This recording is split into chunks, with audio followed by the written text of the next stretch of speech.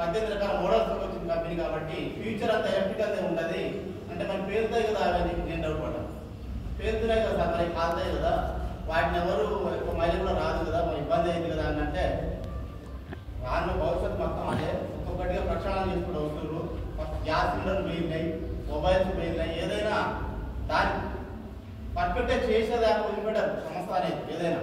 వాస్తవం కదా sir? First మనం ఏదైనా పని చేద్దామంటే పర్ఫెక్ట్ దాని గురించి తెలిసిందా మనం. ఇప్పుడు మనం టేప్ రికార్డ్ క్యాసెట్లు వాడుతున్నామా, సీడీలు వాడుతున్నామా, అంత ఆండ్రాయిడ్ అయిపోయింది. అంటే మొబైల్స్ అయిపోయినాయి, ఎవరి ఫోన్లు వాళ్ళు చూసుకోవచ్చు. అంటే మొబైల్స్ ఉన్నాయి ఏదో గ్యాస్ సిలిండర్ పేలినా కాదు, పేలినా పేలేదా సార్? మరి గ్యాస్ సిలిండర్ పేలడం అనేది అనుభవంతో సమానం, అది వాస్తవం కదా? మరి ఇవాళ ప్రతి ఇంటికి ఒక గ్యాస్ సిలిండర్ ఉంది, ఉందా లేదా సార్? 2 సిలిండర్లు ఉన్నాయి, ఒకటి అయిపోతే ఒకటి స్పేర్లా. దాన్ని వాడుకునే విధానాన్ని బట్టి వాడుకుంటేనే గ్యాస్ ఉంటుంది. ఎట్లాగో ఉంటుంది కదా అని చెప్పేసి ఎట్టబడితే వాడుకుంటుందా సార్? అనుభవంతో సమానం. ఫస్ట్ పేలినాయి కాలినాయి జాగ్రత్త పాటించుకుంటూ వాడుకుంటూ ముందుకు పోతున్నాం మనం. ఎలక్ట్రికల్ వెహికల్ ఫస్ట్ పేలినాయి కాలిన తర్వాత దాని మాడిఫికేషన్లో బ్యాటరీ అనేది రెడాక్ కంపెనీ తోటి ట్యాప్ అయి సెల్ సిస్టమ్ తోటి మనకు రామ్ సార్ క్లియర్ చెప్పింది దాకా. అట్లా ఒక్కొక్కటి అప్డేట్ చేసుకుంటూ వస్తుంది. ఏదైనా అప్డేట్ కాకపోతే మనం కూడా ఇంతే ఉంటాం ఇక. వాస్తవం కదా సార్? మన అప్డేట్ కాకపోతే ఉన్న పని అదే ఉంటుంది, ఫుడ్కైతే ఇబ్బంది ఏమి ఉండదు, ఎటువంటి అవసరం ఉంటుంది, నడుస్తూ ఉంటుంది. ఏది ఇక్కడ పెరుగుతుందా తగ్గుతుందా సార్ మనది? ఇప్పటికే సగం అయిపోయింది. ఈ సగంలో కనీసం పిల్లల ఫీజులో, ఒక చిన్న ఇల్లు, ఒక కారు, డ్రీమ్స్ ఉంటాయి సార్ చెప్పినట్టు. ఇంకో సార్ రామ్ సార్ మొత్తం 99% ఆయన చెప్పిండు, మాకు చెప్పడానికి ఏం లేదు.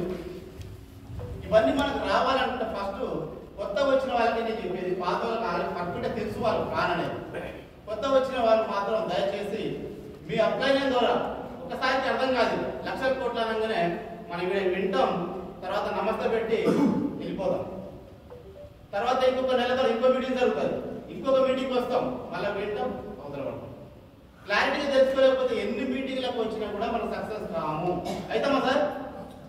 ఏదైనా చేయాలి అనుకుంటే దాని గురించి పూర్తిగా విశ్లేషణ కంప్లీట్గా తెలుసుకుంటేనే వస్తుంది. సగం విని బయటికి పోయినాక సగం చెప్తే సగం పైసలు కూడా రావు. పర్ఫెక్ట్గా పని చేస్తేనే పైసలు వస్తాయి దేంట్లోనైనా సరే. అందుకనే నేను ఛాయలు తీసుకుంటున్న టైంలో నాకు కూడా డౌట్ వచ్చింది, ఎలక్ట్రికల్ పేరుతో కాదు మనకేందుకు, మనకు అవసరమా, మనం ఎవరిపై మోటివేట్ చేయగలుగుతాం, ఎవరితో మాట్లాడలేదు కదా అసలే, ఈ సిచ్యువేషన్లో చాలా బ్యాడ్ సిచ్యువేషన్ నడుస్తుంది అని చెప్పేసి కరోనా టైం తర్వాత సార్ ఇదంతా జరిగింది. మనం ఎవరిని ఇబ్బంది పెడతాం అని చెప్పేసి నేను కూడా ఒక బండి కొనుక్కుందామని ఆశ ఉంటుంది. నాకు 10 రూపాయల ఖర్చుతోటి 100 కిలోమీటర్ మైలేజ్ వస్తుందన్నప్పుడు ఆ ఒక్క పాయింటే నా మెదడుకు తట్టిందన్నట్టు. ముననాయక్ తండ మాది విలేజ్. తండ నుంచి హోటల్ బాలాజీకి సూర్యాపేటలో హోటల్ ఉన్నది, 12 కిలోమీటర్లు ఉంటుంది ఊరు నుంచి. మరి ఎంతో పోసుకోవాలి కదా పెట్రోల్, పెట్రోల్కి ఇబ్బందిగా అయింది కదా అని చెప్పేసి ఒక బండి బుక్ చేసుకోవడం జరిగింది సార్. నాకు నేనే ఓన్గా డిసిజన్ తీసుకోవాలి, బండి కోసమే.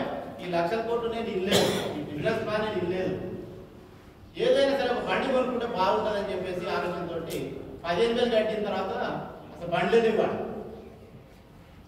బండ్లే లేవు. సూర్యాపేట అప్పుడు బండ్లు ఆడి సార్, షోరూమ్లే లేవు, బండ్లే లేవు. మరి సార్ అడిగిన అన్నమాట, సార్ ఇట్లా బండి నేను బుక్ చేసుకున్నాను కదా, నాకు ఎప్పుడు వస్తుంది అంటే బండి కర్ణాటక బెల్గాంలో ఉంటుంది, మ్యానుఫ్యాక్చర్ ఎక్కడ ఉంది, వస్తుంది, రాలేదంటే మరి నాతో ముందే ఎందుకు కట్టింది సార్ అన్న. నేను కట్టమని తిన్నాను సార్, నువ్వే అడ్జస్ట్మెంట్ ఈ 1,00,000 కోట్లు అనేది కట్టినావా, నేను బండి కోసం కట్టినా నాకు తెలియదు అంటే, నువ్వే కట్టినావు కదా, నేను కట్టమని కట్టినాను. ఏమో నాకే అంటే సార్ 10 రూపాయలు ఖర్చు వస్తుంది కదా, నాకు మిగులుతుంది అని చెప్పేసి నేను బండి కట్టినా. ఇక వాళ్ళ 1,00,000 కోట్లు మాట నేను బిజినెస్ ప్లాన్ ఏమి ఇల్లే. అప్పుడు నేను నిజం చెప్తున్నా సార్ మీకు, ఈ బిజినెస్ ప్లాన్ ఏది ఇల్లే. నేను ఒక బండి 10 రూపాయలు తిరుగుతున్నాను అంటే సరే నాకు సేవ్ అవుతుంది కదా, ఈ మనం ఎట్లాగో ఎక్కడికి పోయేది లేదు, మళ్ళీ అండగా పోతా సూర్యాపేటకి వస్తాం, ఎందుకంటే డ్యూటీ ఉంటుంది మనకు. కాబట్టి 100 రూపాయలు మిగులుతాయని చెప్పి బండి బుక్ చేసుకుంటే ఇక తర్వాత స్టార్ట్ అయింది. ఇక ఇంకోటి బండ్లు లేవు, ఇక్కడ 15,000 3 నెలల జీతం తీసుకొని కట్టేసిన. మరి ఎట్లా సార్ అంటే షోరూమ్ వచ్చినప్పుడు కొనుక్కోవాలి, ఎప్పటిదాకా ఈ 15,000 నాకు ఇబ్బంది అయింది కదా సార్ మన అంటే. మరి ఎందుకు కట్టినామని సార్ అడిగింది. కట్టినా కానీ బండి కావాలనేది కట్టిన సార్ నేను చెప్తే, బండి వస్తుంది కానీ దీంట్లో బిజినెస్ కూడా ఉంటుంది, వెంకట ఇట్లా ఎక్స్ప్లెయిన్ చేసుకుంటే నీకు బాగుంటుంది అని చెప్పి సార్ చెప్పేసరికి నేను అప్పుడు కూడా ఇల్లే ఇక మా అన్నయ్య ఇక ఎందుకంటే నా ఒక్కటే డబ్బులతో 10,000 కట్టలేదు. నా జీతం 5,000 ప్లస్ మా అన్నయ్య కూడా 5,000 అడిగిన సార్ ఇక్కడ అడ్వాన్స్ 5,000 తీసుకున్నాం. ఇక్కడ 3 పంచాయతీలు ఇక్కడ బండి కొనుక్కుంటే బండి వచ్చి పక్కన ఈ 3 పంచాయతీలు క్లియర్ చేసుకోవాలి. నేను ఫస్ట్ నేను జీతం ఫస్ట్ అడ్వాన్స్ తీసుకున్నా ఆయనకు సమానం